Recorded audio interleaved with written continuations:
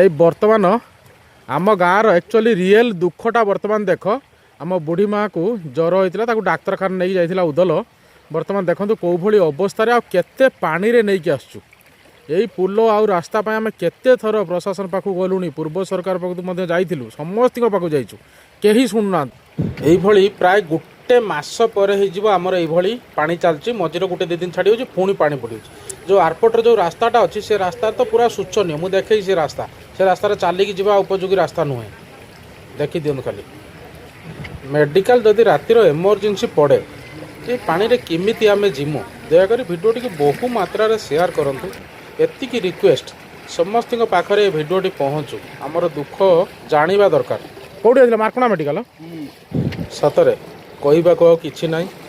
जय जगन्नाथ एतिकी माने भगवान पाखे प्रार्थना बुढ़ी माँ जल्दी भल हो जाऊ जहाँ भी होती बुढ़ी माँ जल्दी भल हो जाऊ।